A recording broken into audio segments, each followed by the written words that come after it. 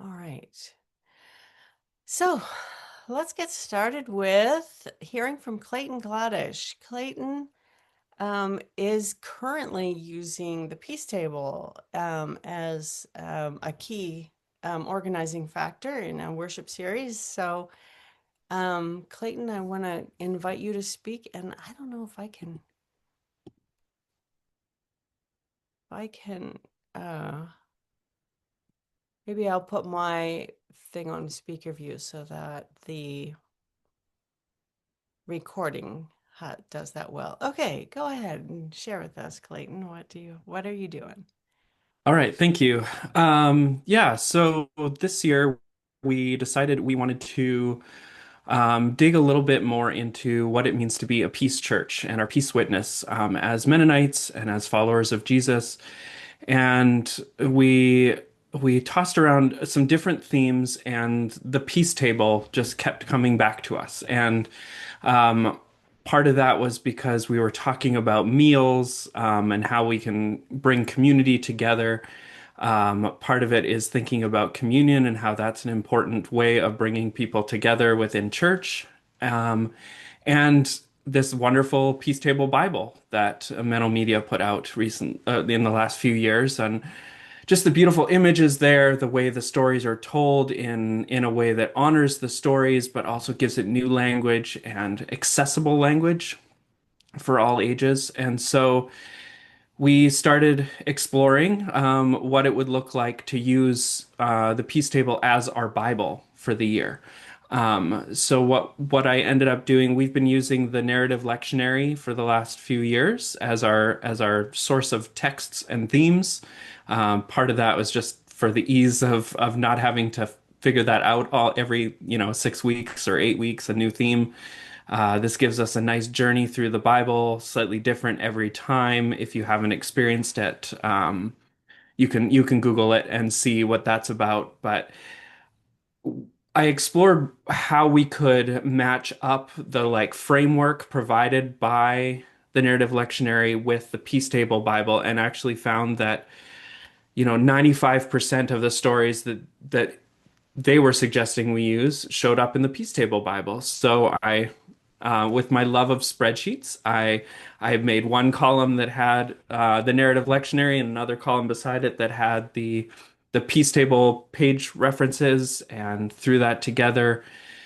And so since the beginning of September, which I realize is not very long, but we've got our feet wet with it a bit, we've been doing that in worship. So when we do the kind of the traditional scripture reading as part of our service. So our reader goes up and we provide them with the material to read from, and we project the image, the artwork on the screen for folks in the sanctuary and on our live stream. And I don't know that we fully asked permission to do that, but we're hoping that with our 50-ish children that all received the Peace Table Bible, we can get away with that. We'll get some grace. But yeah, so we use the image instead of projecting the text, which we have done in the past, because we found that if we tried to do both the text and the image, neither could be seen super well. And with wanting to be accessible to all different kinds of learners, we found that was the most helpful. We have several children with dyslexia, so words on a screen mean nothing to them. And yet almost everyone responds to a visual image. And the artwork in the Peace Table Bible is amazing and draws you in, I think. So we've been doing that for a few weeks now. I have heard zero complaints about a change, which feels like a miracle in a church. But it's been really neat to hear the stories in a different light, and it's been neat to see what people are picking up on. I think it's also kind of cool that the kids caught on. The first Sunday we did this was also our Bible Sunday that we gave away the new Bibles to the kids, and so they got to see that during the children's time that they received these Bibles, and then all of us are using that Bible. So it was a meaningful, I think, affirmation of them as an important part of our congregation. Thank you. Would you have advice for others who are interested in doing something that you're doing? Yeah, I mean, the first thing is just give it a try, see how it works. It's really nice to have the readers read from the Peace Table Bible, and to pay attention to both the fact that the people don't have the text in front of them, so reading slowly and carefully, um, but also just to, yeah, utilize the technology that we have. I think we had to slightly unbind one of our copies to get the scans to work nicely, but we still have all the beautiful artwork, and yeah, it works really well. All right, thank you. Are there questions for Clayton? You can raise your hand or put them in the chat.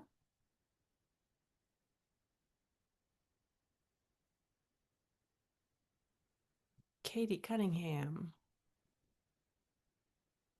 has a question. Go ahead.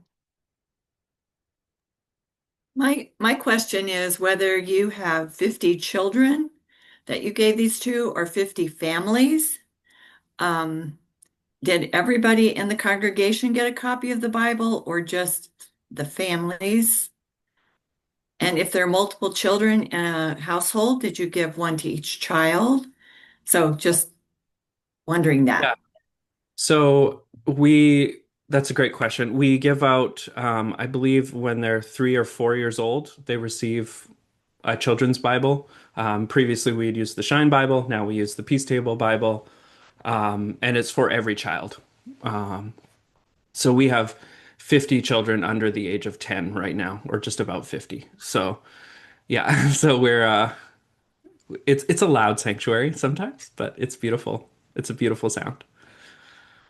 And we did Menno Media had a sale on the Peace Table Bible, so we did mention that as well for other folks that wanted to get it. And we have a copy in our church library, and I think all the pastors have a copy as well. Mhm. Thank you. You're welcome. Good question. Any other questions?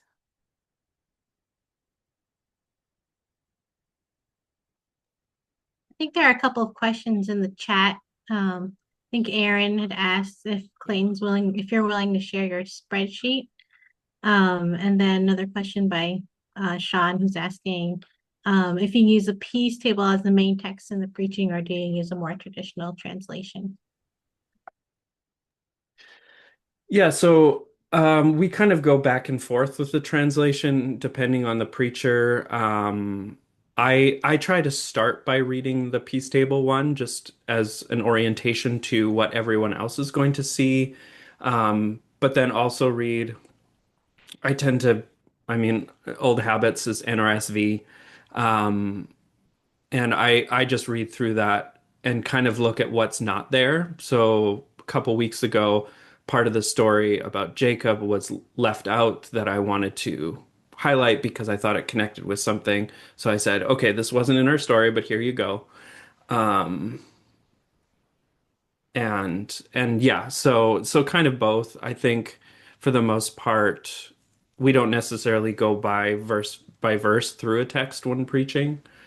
Um, And so just making references to the story works pretty well. There's another question in the chat for you, Clayton, from Joanne. Yeah, Joanna asking, do you incorporate wonder, pray, and or practice prompts from the Peace Table? We um that has been made available to our children's time leaders. Although so far we've been doing the My Coins Count part for the MCC relief sale in this area, and the giving out of the Bible. So we haven't had what feels like a super regular children's time. So that's kind of just it's optional as a resource. We usually try to provide something to our children's time leaders. It looks like Jennifer asked, are the children in worship for the whole service? And yes, we have strong value for children being present in worship in whatever form they are able to be, if they are able. We have a nursery for 3-year-olds and younger. that they can be in. And then, yeah, we have a lot of busy children and busy bags for keeping some of the children entertained. Yeah, helpful. Thank you. Hmm. I'm also wondering, is there was another participant who said she was using this in worship, and I didn't have an opportunity to invite her ahead of time. But Mia, are you here? Would you like to share what your congregation is doing? I think I saw you join earlier. Are you mean Maya Davis? There you go. Yes. Yes. Thank you. Hi. Hi, Would everyone. you My name like is to share Maya. what you're doing? Sure. Sorry, I'm not on camera. I'm like working and listening at the same time. Yeah. My name is Maya Davis. We are a new church in Charlotte, North Carolina called Collective Liberation. We actually launched in June. And so we are currently using the curriculum for the pre-K kinder age and for the lower and upper elementary ages. Um, right now, the reason I chose the curriculum, to be honest, we with like we said, our church liberation, we were looking for a curriculum that brought up talked about peace and liberation, the things that we focus on in our church. I also, being a former teacher and school leader, I wanted a curriculum where the right now it's kind of hard to find volunteers, but our volunteers wouldn't have to spend 10 days trying to prepare for it, right? So they could spend I could send it to you on a Wednesday and you can choose not to look at it till Sunday morning and kind of roll with it. And we have these boxes where you put supplies. So literally just pick up the box, all their supplies in it, everything, they teach it. So our experience thus far, our kids really do enjoy it. They are connecting the dots. I have a 3-year-old son who can tell me all about 23rd Psalm and how the Lord God is our shepherd and kind of connect it each week. What we really do enjoy about it is, particularly in the elementary age, is how the story cards connect each week and they're able to see that progression. So right now it is working for us. They're enjoying the songs. We even taught the teacher that taught on Sunday found one of the songs in sign language and taught it to the children. And so we are really enjoying it. Being that it's new to us, we've been doing it about 4 weeks because we started a little later in the fall quarter. I'm just looking for any tips and tricks from people who've been doing this a little longer. We love the media connections on the sides and the tips, but thus far it's been a very pleasant experience as an educator. I also have a PhD in curriculum and instruction. You curriculum writers are on par. It's the connection is just like chef's kiss. So really enjoying it, and I'm just excited to hear from other people's experience. Oh, thank you so much. You're very And welcome. congratulations on launching a new church. That's Thank exciting. you. Keep us in your prayers. It's not easy. I bet. I bet.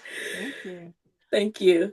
All right. Any further, does anyone else want to share, their experience with using Shine materials as a worship resource for the worshiping community?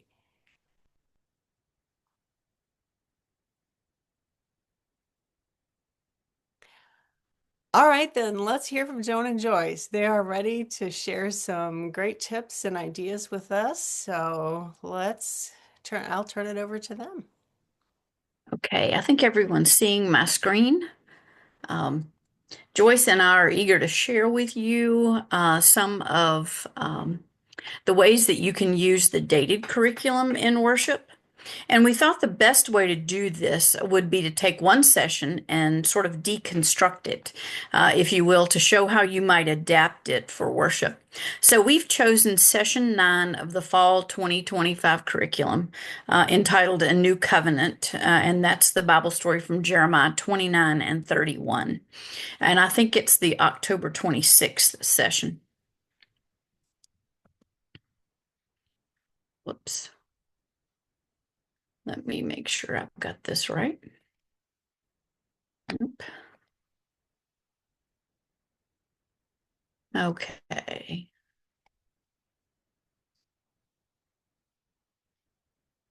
need to get my screens set up here so I know what I'm doing. Sorry about that. So Shine's dated curriculum has 3 age levels: pre-K kindergarten, elementary, and junior youth. And each week's Bible story is the same for all 3 levels. As part of the preparation for each session, we provide an essay written by a Bible scholar, a pastor, or an educator. This essay provides a background of the story for the teacher and also includes reflection questions and a prayer. So we felt that this is a great thing for pastors and worship leaders to use as aids in sermon planning and preparation.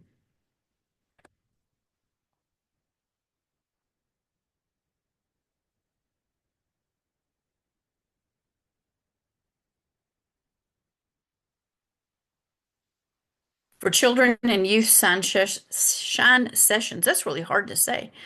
Begin with a time of welcome and interaction. The connect to each other section, make friends in pre-K kindergarten, usually has an idea for welcoming the children, an activity or a discussion question, or a welcome song or chant. This make friends activity would make a great unison welcome or call to worship. The Connect section also lists songs from Shine's music collection that can be used in worship. The next section, Connect to God, includes prayer activities and sometimes scripted prayers that can be used as a unison opening prayer or perhaps during the offering or morning prayer time. And this is an example from the junior youth curriculum for that session. Shine units always include Bible memory passages, and these are usually different for each age level. Shorter verses for pre-KK and more complex passages for elementary and junior youth. Our writers and designers create these beautiful Bible memory posters. And if you purchase the digital teaching kits, you have permission to project these digital images in worship. So think about ways that you can make Bible memorization a part of your worship to reinforce what your children and youth are doing in Sunday school. And of course, we would be remiss if we didn't mention the Peace Table Storybook Bible, as Clayton did. It serves as the source of the Bible story for the elementary age level. You can read the story from the Peace Table during the children's story, if you have one, or as the main scripture reading. In the back is a section called Extras, and there are prayers, mealtime prayers in the back of the book. This page that's on the slide has a section on breath prayers, which I think would be great in worship. We do have many people ask about projecting the illustrations from the book and making those available for you to do that. But unfortunately, we're not able to make those illustrations available because of the agreements that we made with some illustrators that prohibit us from sharing them outside of the book itself. But there is another option, and that is the Follow the Story cards. We've developed the Follow the Story cards as a way to help teachers connect the 13 stories of the quarter, especially for those children who, might miss a Sunday or two or three. There is a card for each session, and they provide a quick review using the illustrations and a simple script that builds as the quarter progresses. If you purchase the digital teaching kits, you have permission to project the card images in worship. There's one illustration for each story and sometimes more than that. And some may match the illustrations in the Peace Table, but not all of them.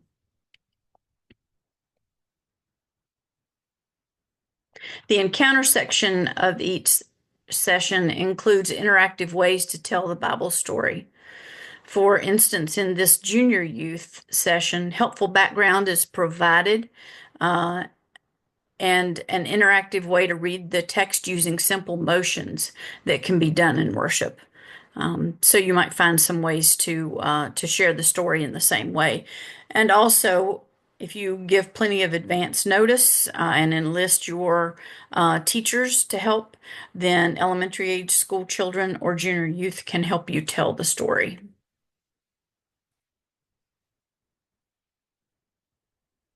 Our sessions also include wondering questions and discussion prompts that can be used to help worshipers reflect on the Bible story, either during a time of silent reflection or maybe even in pairs or triads before or after the sermon.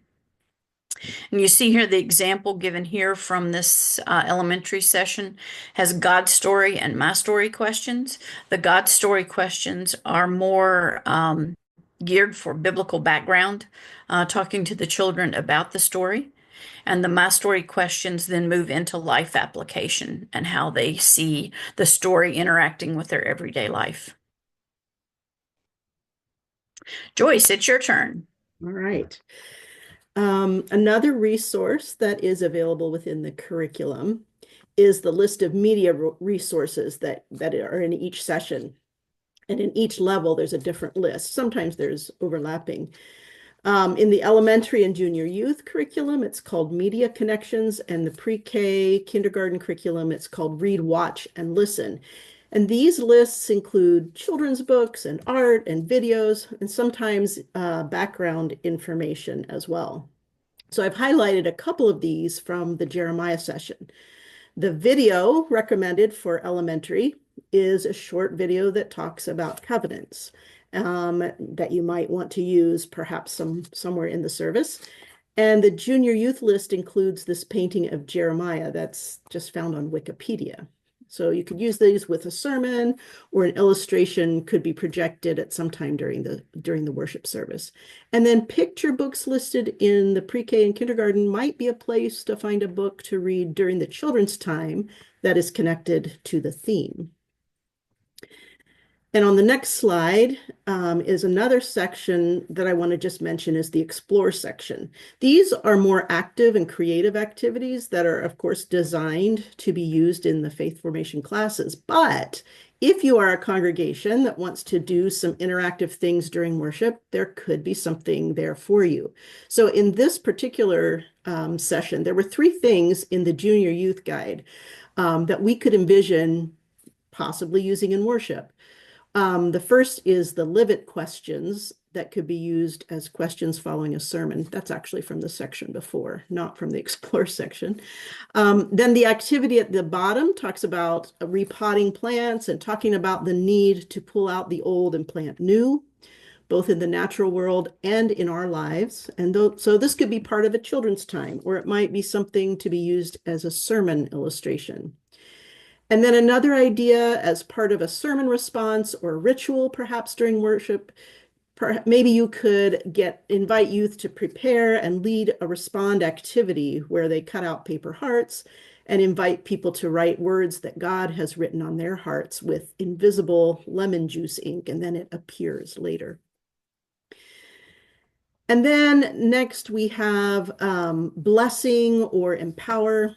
At the end of each session, there are words of blessing or a prayer that are included that you could use at the end of a service. And for junior youth, we use the word empower rather than bless. And you could perhaps project this poster that is included with the junior youth materials and invite the congregation to read those words and verses silently, and then choose a word that they need for the week, with a challenge of what word will encourage or inspire you for the coming week. So that's one way to possibly draw on those resources from the digital teaching kit. So next, I want to just say a few words about the posters that come with the dated curriculum. We have fantastic designers, and they always create beautiful posters each quarter. And the digital teaching kit for each level includes digital images of 4 posters. So 4 posters for each level, 2 Bible memory posters that you saw earlier, and then 2 additional teaching posters. And many of these are posters that could work well in worship. So here are just some examples, teaching posters for this quarter, and I can think of some ways you might use these. If you're doing Psalms, if you're working with Psalms, you might highlight the themes of the Psalms in the first 4 sessions and show that poster each time. Or you might use the illustration of the storyline from exile and restoration to restoration on the elementary, one of the elementary posters. And then I spoke about the word I need earlier, but you could also draw on the poster praying the Psalms and encourage people in the congregation to pray the Psalms in different ways, maybe putting some of those ideas out in a newsletter, for example. So we have offered many ideas that draw on the curriculum, and I just want to add a gentle word of caution here.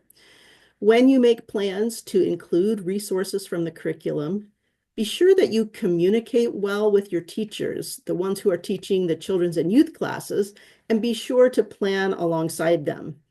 Repetition is great and it can be useful, but it can also be disheartening to plan a session and then you realize this wonderful activity you planned to do with your children is something that they just did during worship. So we recommend that you bring your teachers and your worship planners together periodically and talk together about how you could draw from the curriculum in worship and brainstorm ways that children and youth might be involved in leading worship through reading scripture, maybe as a reader's theater, or perhaps teaching a song to the congregation. And the teachers will have ideas of what will work, and then they'll also know what probably won't work for their particular group. A few others, ideas and resources for connecting all ages on the next slide. You can use the Shine at Home announcements that can be found on the Shine website and the Shine Everywhere website. These are just short announcements, as you'll see in the middle, that you can include in social media or in your church newsletter. And they include the scripture passage, often a prayer practice, and a simple activity to do at home. And if you want to use songs from the Shine Song Collection during worship, children would love hearing those both in their classes and in worship and singing them, maybe teaching the songs to the congregation. And then we invite the whole, you might want to invite the whole congregation to memorize one of the Bible verses together from one of the levels using one of the verses that's in the curriculum.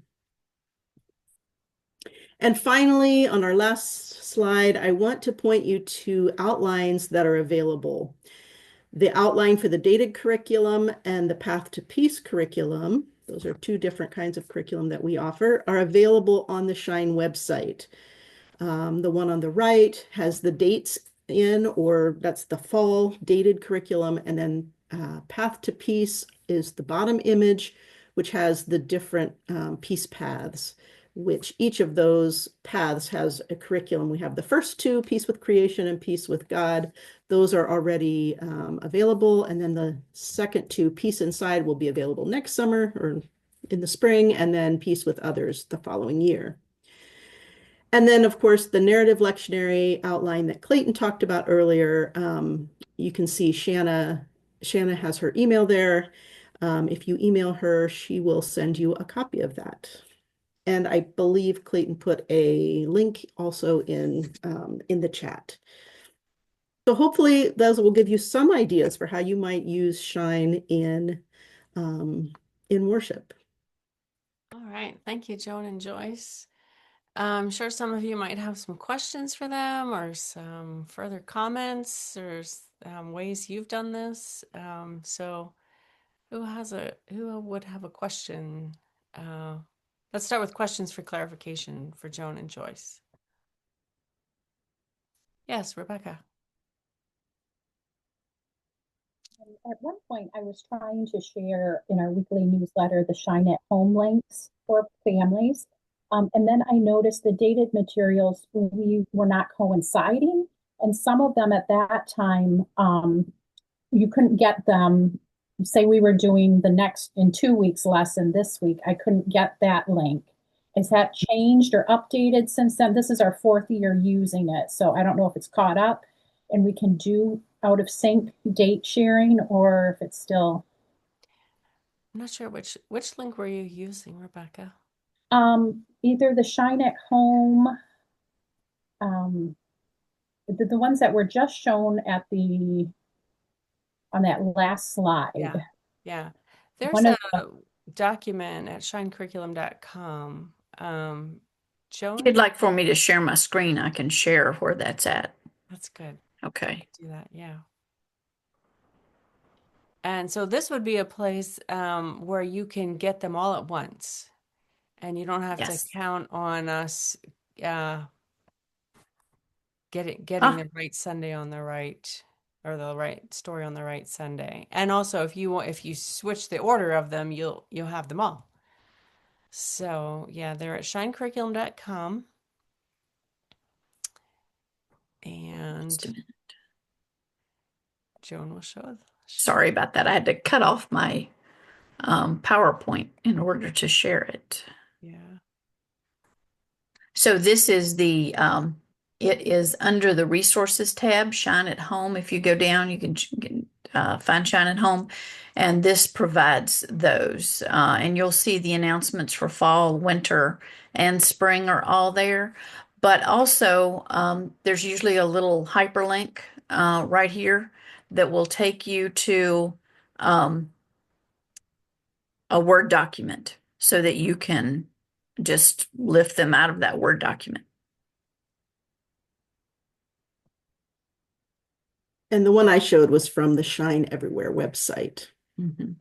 Mm-hmm. Yeah. Thanks for that question, Rebecca. It's a good one. Because there are a number of different places you can get this. And Yeah. if you want them all at once, it's really helpful to know where to find that. Other questions?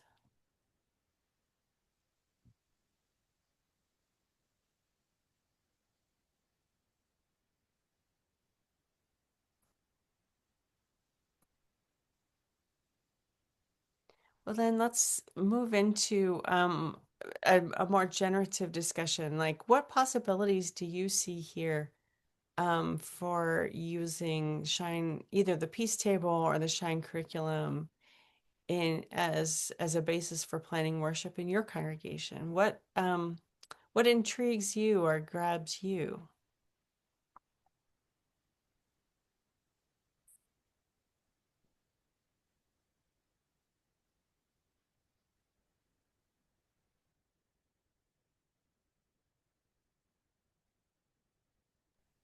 I'm happy to share again. I think we are looking at the possibility of using it for a summer sermon series.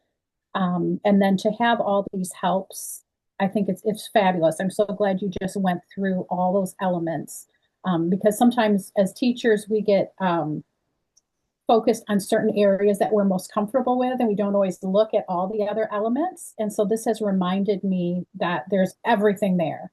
And to use that opening, I am a pastor, and I often have read those essays myself and thought, oh my gosh, I learned this, or this reminds me of something from seminary.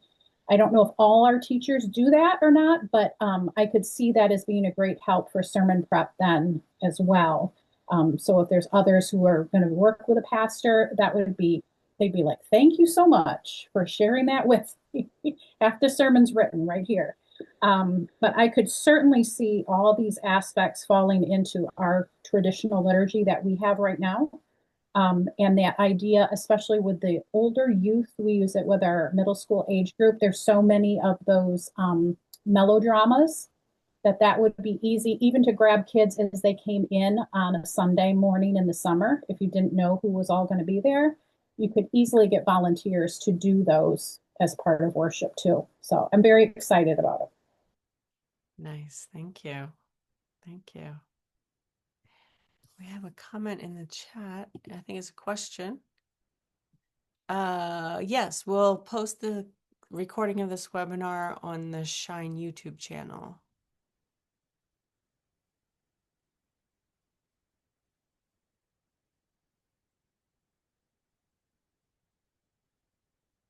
Anyone else want to share what possibilities you see here or what questions it raises for you?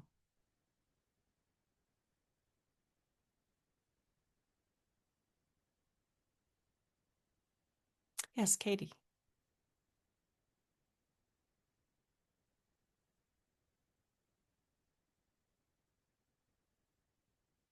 Let's see.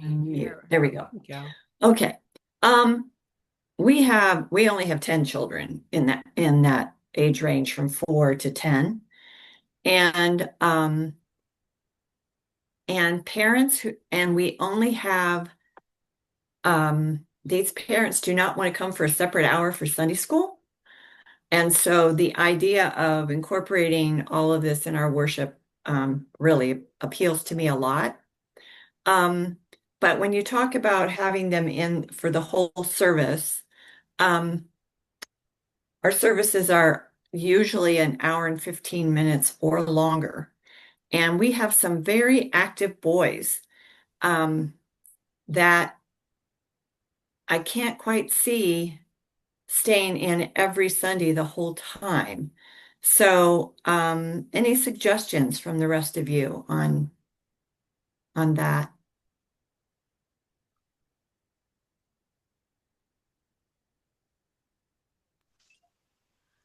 Hi, can I jump in? I have a Yeah, go ahead, suggestion. Maya.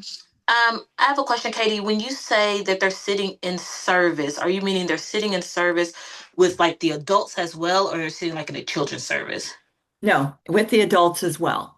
Okay, so what we ended up doing, and again, we're a new church, so we're figuring stuff out, is we pulled our young people out, and we do this simultaneously as the adults are in service.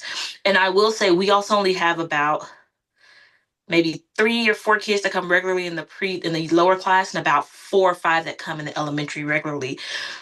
Very energetic boys, and that has helped tremendously. They stay intrigued. They stay um, in with the curriculum. We just had to make that decision to pull them to a separate space during the service, and then as we close we all go back.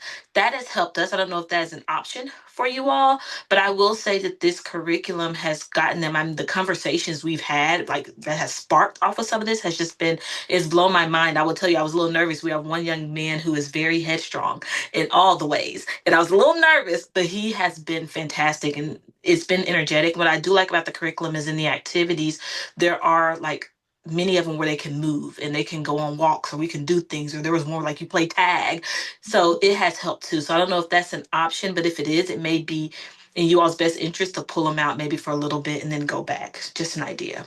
Mhm. Thank you. You're welcome.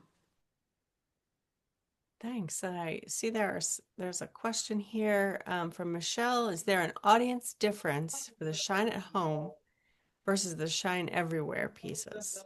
Or what is the intended angle? So Shine at Home is an extension of the actual dated curriculum.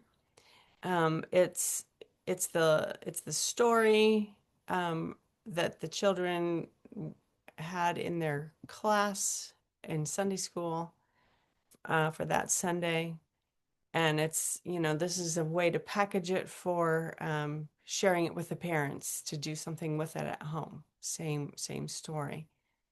I guess Shine Everywhere there's a separate website called shineeverywhere.com, and that's a separate initiative, or it's a related initiative. It's not fully separate from Shine. It's a related thing, and we create a resource that we give to partner congregations, congregations that have applied to be partners.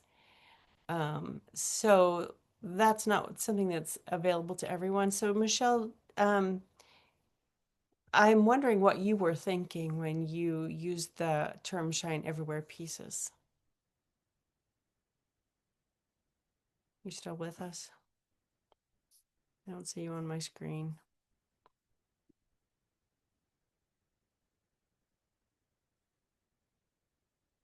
Yeah, I'm still here. I put it in the chat. I think I see the Shine Everywhere stuff on social media as like activities, and it feels very similar to some of the Shine at Home.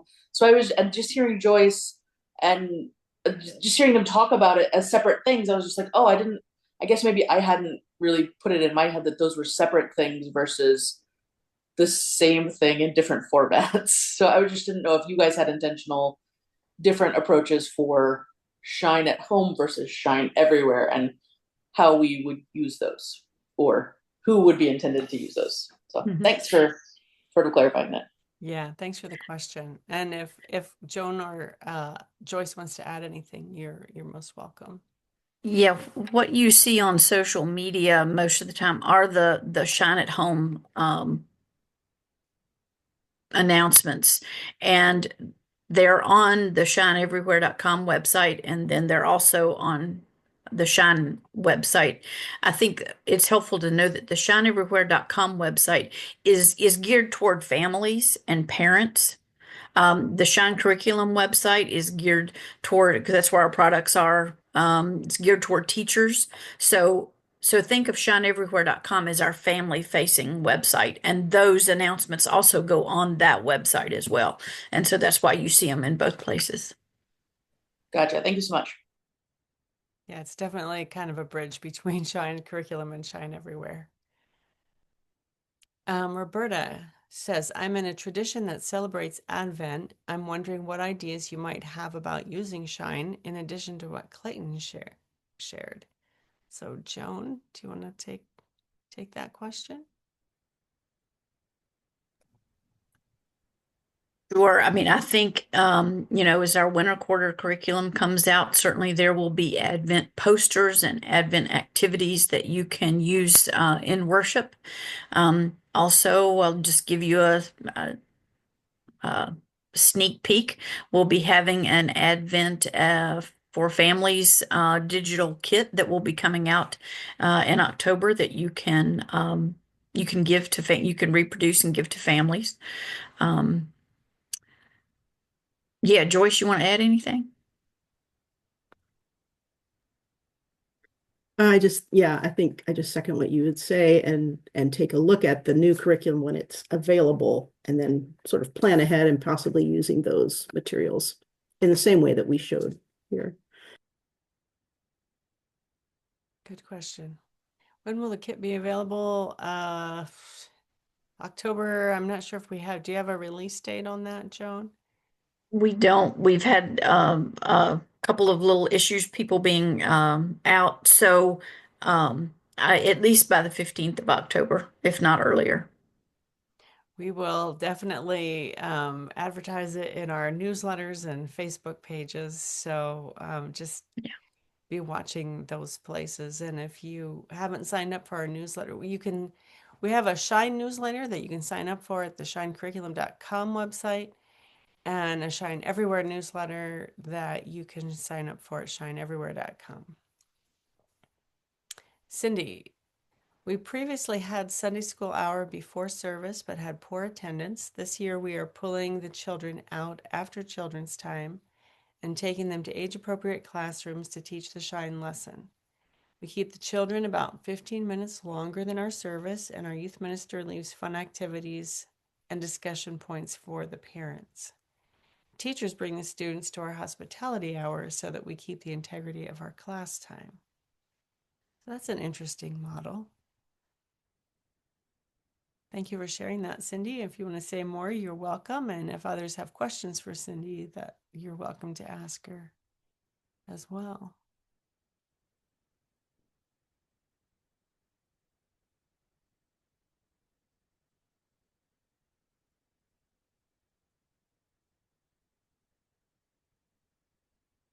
All right. Thank you, Clayton, for sharing your thoughts on keeping kids in worship. This is a good group for lots of people with experience in having children present throughout the worship service. So if you have other tips and tricks for those who are interested, do feel free to share those. I know that a lot of people said that what drew them to this webinar, this workshop, was the idea of building intergenerational relationships and having intergenerational worship. Which again is all ages together. So if you have some experience with that, if you've done something that's gone really well, we'd love to hear about it here. I'll share one thing, Shanna. Mm-hmm. I recently attended the Ginner Park Presbyterian Church in Richmond, Virginia, one Sunday, and was pleased they had set aside where they'd taken out a couple of pews right at the very front of the sanctuary, and they had kind of blocked it off in a sense so that it was very noticeable that it was a playground for the children. And they had books and soft toys and things that the children could come and use. Very well done. I think one of the main things that impressed me was that it was something that there were several sets of parents sitting in there too. And so the interaction was really between the parent and their children rather than among the children.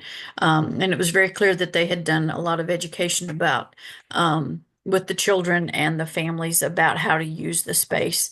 And it was very well done and kept children occupied and during the worship. So I thought that was very helpful.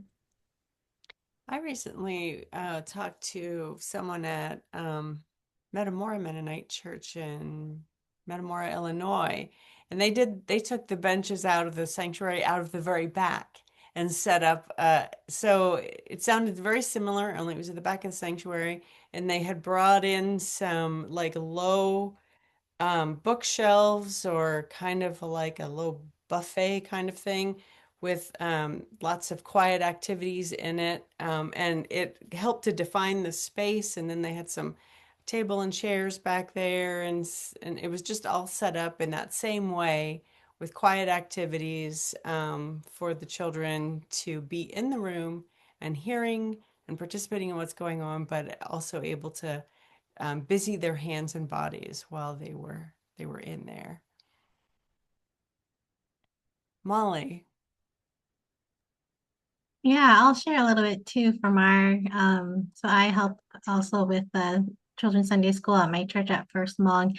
And so we've done like very similar to I think somebody had mentioned in the comments about pulling the children out for a bit. And then but we also want to have them a part of like the whole worship service. And so what we've done this year is so for the first um for all of the usual Sundays, like the first 3 or 4 Sundays, and we keep them there. But then the last Sunday, that'll be the day when we keep all the kids throughout the whole service. So we're just trying to play around a little bit. And so because shortly after COVID, like we didn't have Sunday school, and so the kids had to stay upstairs with the parents the whole time, and they did amazingly great.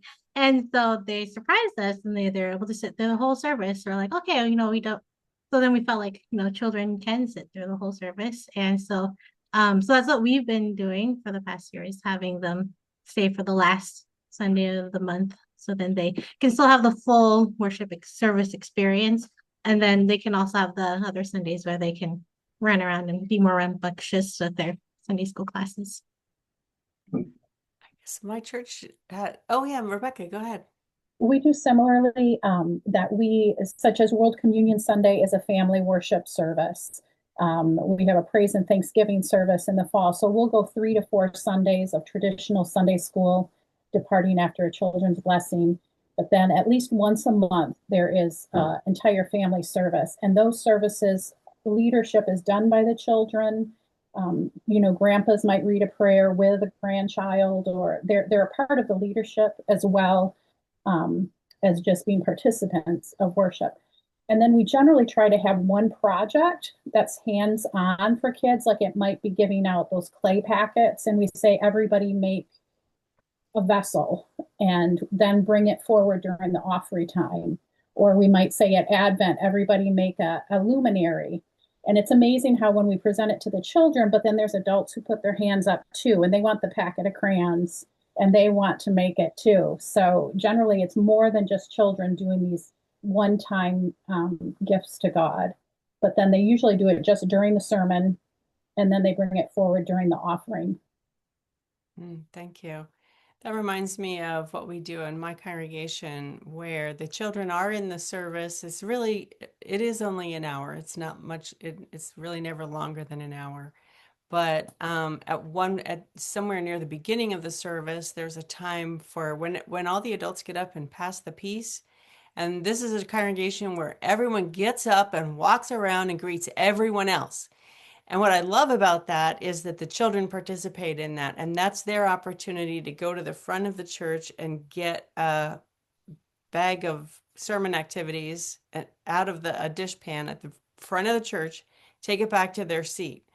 And then we have the scripture reading and the sermon and the song of response. And then when we have the offering, everyone walks their offering up to the front, and the children return their worship bags to the front of the church. And that gives every person an opportunity to get up out of their seat and walk around 2 times during the service. And that is a very child-friendly thing to do. So that's one way to, and there's another congregation that one of our partner congregations, the pastor has told me that children participate in every aspect of worship. I haven't seen that, but that's another way to think about how to involve children and keep them interested and occupied during a worship service, is you give them the same kind of roles that you give the adults. I want to watch our time here. I think that we have come to the end of our input. It's wonderful to be with all of you. Thank you so much for your good questions and your good involvement. Our next steps will be that we will send you a link to the recording of this Zoom meeting, as well as the PowerPoint that you saw from Joan and Joyce. We'll also share that recording on our Facebook pages, the Shine Everywhere Facebook group and the Shine Living in God's Light Facebook page. And we'll invite further conversation there in those places. Be sure and click that link for Clayton's Google Drive document, or email me if you want a copy of that. And we would like to close by sharing a blessing with you. So this is a blessing. Some of you might know that I just returned from Iona, Scotland. So this blessing is from John O'Donohoe. And Joan and Joyce would like to leave you with this blessing today. So let's go ahead and start that. Joan, could you start us off?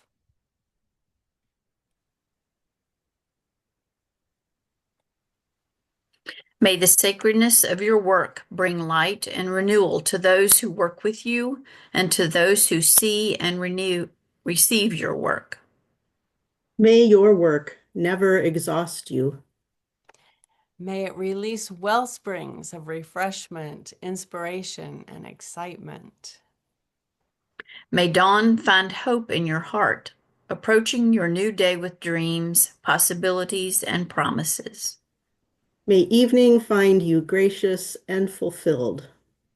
And may you go to bed and go into the night blessed, sheltered, and protected. Amen. Amen. Blessings to all of you. Take care.